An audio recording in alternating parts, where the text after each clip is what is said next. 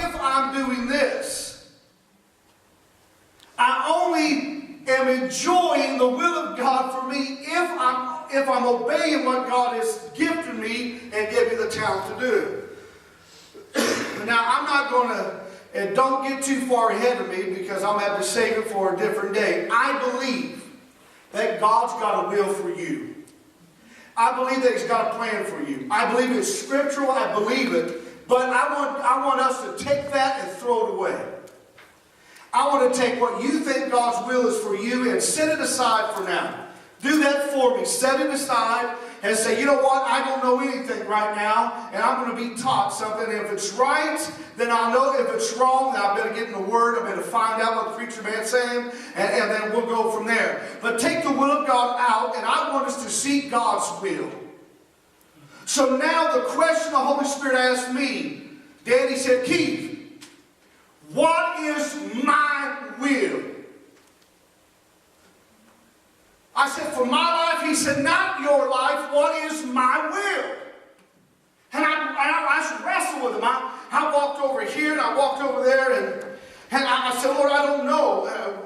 Your will for me, I know what your will for me is. I beg you called me to be a pastor a long time ago, and I remember having a conversation with a pastor when I was 21 years old, and I said, I feel like God's called me to preach the gospel. He said to kids, I was already a youth pastor. He said to kids, I said no. To adults, I feel like God's called me to pastor. He said, okay. And I went through the process of, because I could identify what God wanted me to do. So here's where I was the other day. I know Paul's trying to record, and he's going to try to keep up with me today. I got my running shoes on, buddy. Here's where I was. I was praying this weekend, and I was over here and I was praying. I like to walk around and pray. I like to get loud. So if you come in between 2:40 and 4:15, and you hear someone shouting, that's me in here. Don't call the cops, okay? I'm okay. I'm okay. I may be crying, I may be shouting. I'm okay. All right. So I'm over here. And I said, well, here's my journey. He said, I'm looking at this as my path. I said, Lord, I know what you have for my journey. He said, but what is my will? He said, you're thinking about your will, what you want, what you think I want you to do, and you think what I want your will to be. He said, here you are. He said, but I'm right over there. And he said, that's my will right there. He said, but you're way over here. I said, well, hold up, Lord. I'm doing exactly what you told me. He said, yeah. He said, you're working and you're trying to operate in your gifting and in your talent. He said, but my will is over there. He said, my will's going that way, but you're going this way. You're asking me to attach my will to your will to satisfy what you want in life. And I said, hold on a second. So the Holy Spirit said, get over here. So I began to walk over here, and he said, now what is the will of God?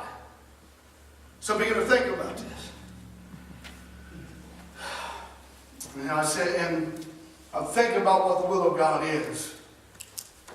What is God's will? What is God's will? What does God want? What makes God smile? What makes God cry? What makes God angry? Because there's some things that are an abomination. They're rotten to his nostrils. What pleases God? See, because I believe that we're in a narcissist society that's trying to tell us that his will is just to make you smile. His will is to only give you some comfort when you're in need. That his will is to give you a warm, fuzzy feeling whenever you're down. It's more than that, right? It's got to be more than that. So I got to thinking about it, so I wrote some things down. Corey, if you could pull up Romans 12, verse 2, if you can. I know you can, but I'm putting you on the spot here. then for the rest of us, while he's getting that up there, will you turn to Matthew chapter 28?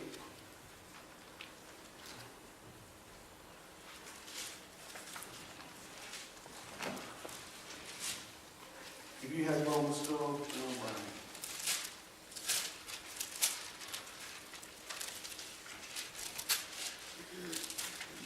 I want you to look at this. Once you get to Matthew 28, I want you to hold that place. You know where I'm going. If you don't, you will real soon. Here's what the NLT would say in Romans chapter 12, verse 2. I'll read you the King James here in just a minute for you.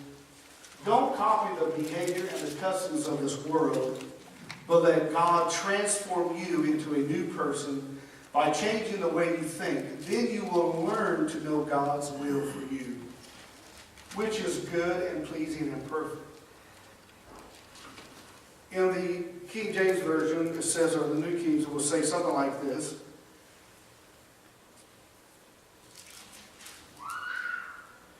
And be not conformed to the world, to this world, but be transformed by the renewing of your mind, that you may prove what is that good and acceptable and perfect will of God. So there has to be a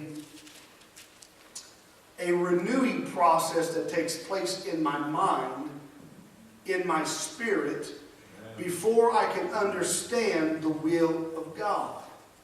Amen. And so how does that take place? And I'm looking around, and every one of you have got to a place where you knelt down and said, Lord, I need forgiveness of sin. You become born again, and you begin the process of renewing your mind. So the process of renewing my mind it starts up. Now, some people seem like they advance quicker than some of us. Some people have baggage from years ago that really, and I'm not being facetious, it really tears down the person. You got something you have dealt with since childhood, and you're trying to move forward, and that's trying to drag you down. We sang about that today. Let it go. You got to let some things go, right? So in this process of renewing my mind, when the process starts, I can understand God's will. So if you've been born again, let's try to understand God's will this morning. When you leave here, you will understand God's will. I didn't say you understand God's will for you because we try to attach His will to our will. You're going to understand His will. Amen. So he says, in Matthew chapter 28, I'm not there yet, so give me just a... Matthew, is that New Testament?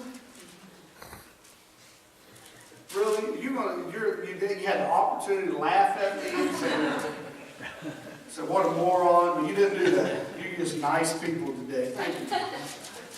You're just so precious. So now we go into Matthew chapter 28, chapter 28, verse 18.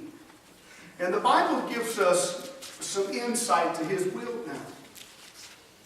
Jesus came and spoke unto them, saying, you have to understand this verse, all power is given unto me in heaven and in earth.